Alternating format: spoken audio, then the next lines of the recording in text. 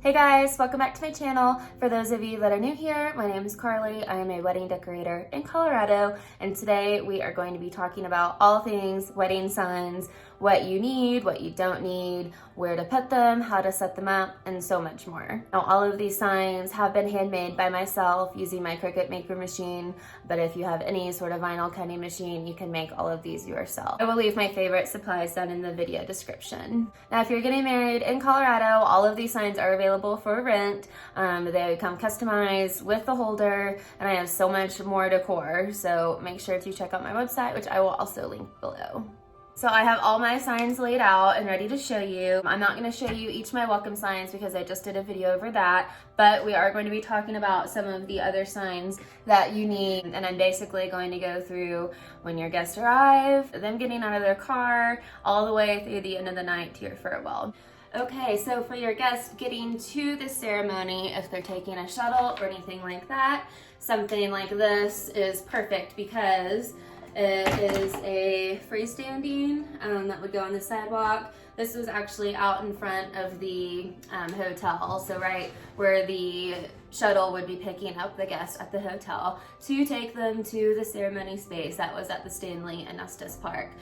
So we had the trolley, and then we had the different times, what time the ceremony was, because you just never know, people might totally space out, and then what time that the trolleys were coming back, because the trolley was getting all 200 guests over and back. It was super important for the guests to be on top of it, ready to head back at these certain times. So once your guests get to the ceremony space, is it apparent where they need to go? Can they see the ceremony area from their car? If not, or if they don't just walk right into the front door of the venue and it's right there, you are going to need some more directional signs. Super important for this wedding at the Stanley because there were 2 other ceremonies going on at the exact same time. Yes, they didn't have nearly as many guests, but when these 200 guests were showing up, they don't know whether they're going to a massive 200 guest wedding or if they are over an intimate 15-person wedding. Either way, your guests need to be at the right ceremony, and this helps get them around. Now, these are also freestanding and perfect for anywhere on the ground. So we basically just line these on the sidewalk leading from the parking lot at the Stanley Hotel to the ceremony space. That was maybe like 500 yards away. These signs are great too because they are literally pointing guests the way that they need to go. Okay, I don't know if you guys have watched my last video, but she was on the intro of it, and oh my god, I think she just made the whole video. Of course, she's my little baby, so I love it, but she has been going nuts. I think she knows when I'm recording because she spices it up big time. So maybe I can push this down a little bit so you guys can see her too. So yes, these signs are great too. Hang in the tree or a shepherd's hook. Now on your gifts and cards table, you are going to have a few different items. First of all, you are going to want to have a gifts and cards sign. This is because we want gifts and cards at our wedding. It sounds selfish, but if they forgot it, then the sign is going to be an indicator, like, go back to your car and get it. You have all night, that's fine. But just don't forget it.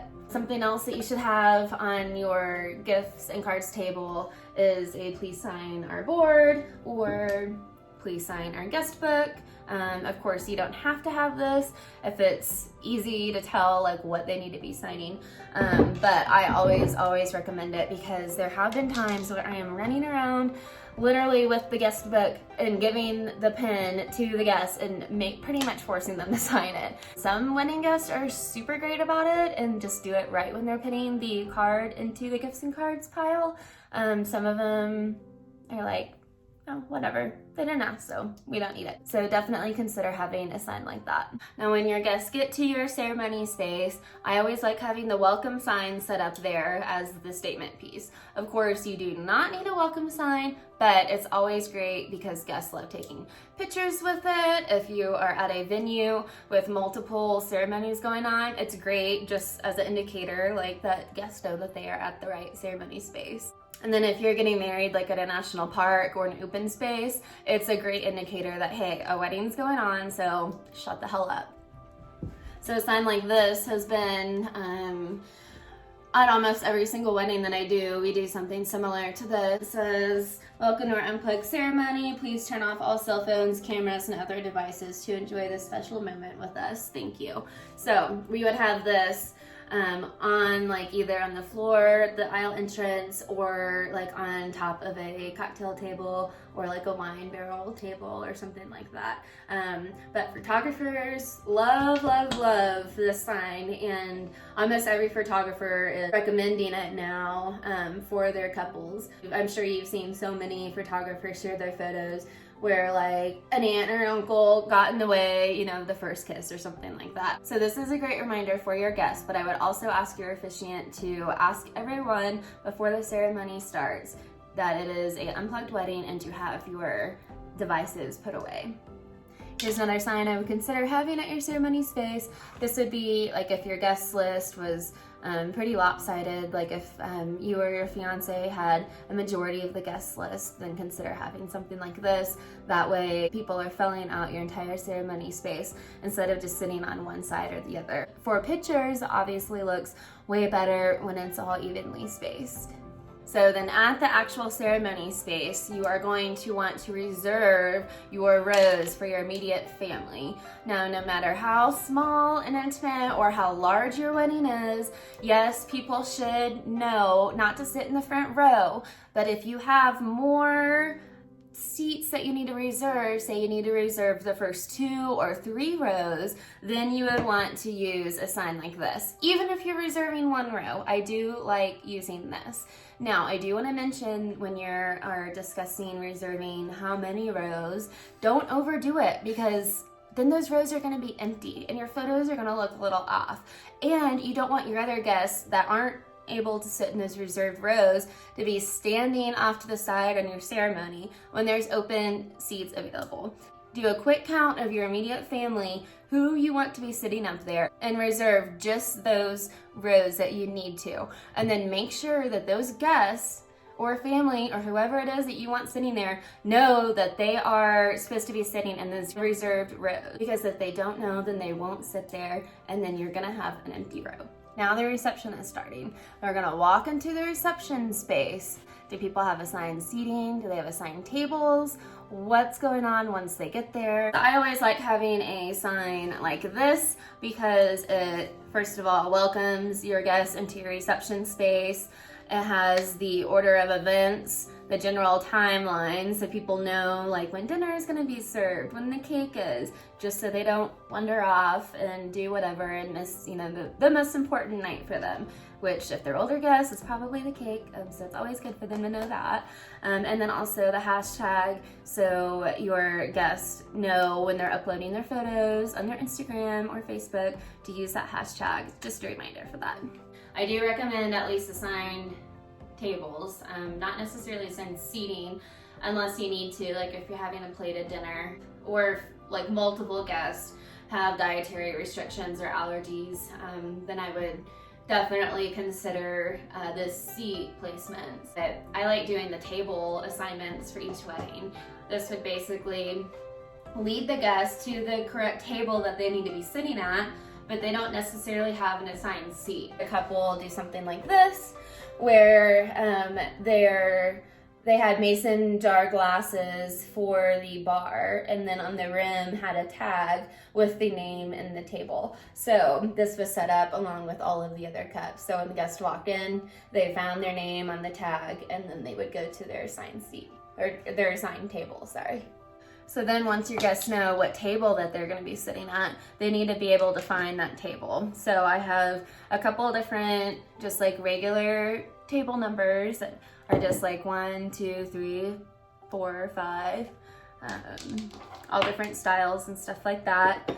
Or you could make it to where it's like your tables are named after different mountains or 14ers, or your favorite songs, or like this one where she's doing Love Is, and then the actual table is kind, or love, or not Love Is Love, but whatever, patient, I mean all the different sayings there.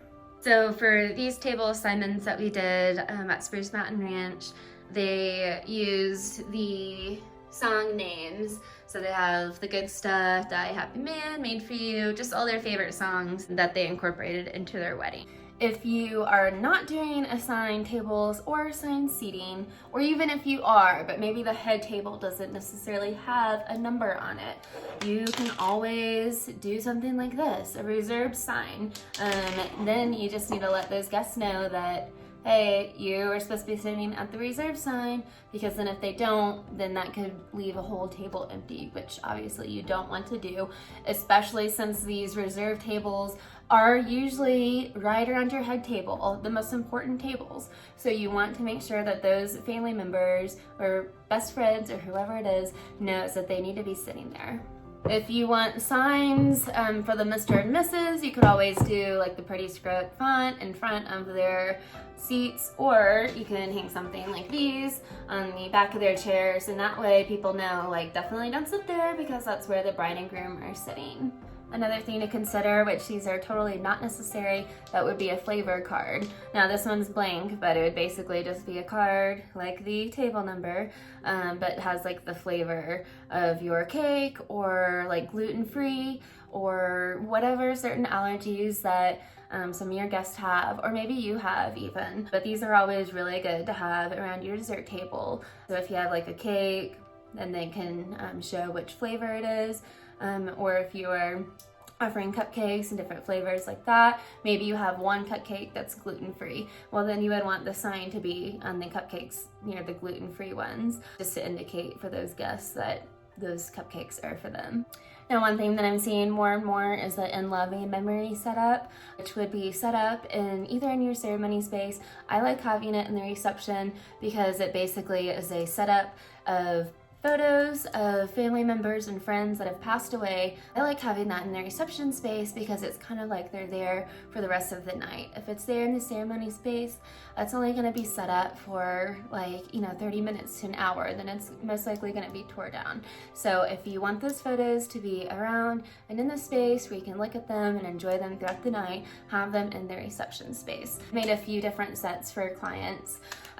This one was just in loving memory, and then it was surrounded by photos that had the vintage gold frame style. This was also another one where they burned the candle.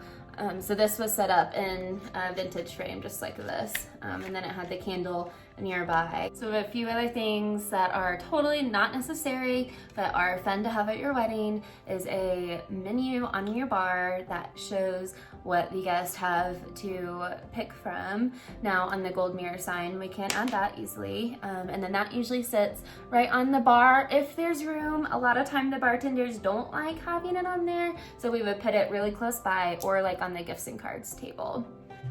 Other signs that are fun but are totally not necessary are signs for your games. This is their cornhole sign, which has the different instructions on how to play, how to keep count, how to keep score, which I actually never knew the official rules of cornhole before I made this sign. And then of course any directions for any other games that you have set up. Now, one more sign to consider is a sign that is going to be set up near your favors. If you have favors, just kind of thanking them for coming and to please take one, or however many they're supposed to. Or if you're doing something like a donation to a charity, then you would have a sign saying that, thank you for coming. We've made a donation in lieu of favors. This is the information. And then you just set it up right near your favors. Of course, none of these signs are totally required unless it would be something like your caterers requiring it or your venues requiring it. So totally not required, but these are the signs that I pretty much take to every single wedding that I work. So there are tons of options, tons of different directions that you guys can go with your wedding signage. The most important thing is just using them to inform and direct your guests to whatever the next event is in your night. So we have lots of different options and signage sets. I did not even cover them all. If you want to see some of the different welcome signs that I have available, or just to give you guys some ideas for welcome signs that you may be making yourself, check out my most recent video. I will link that here.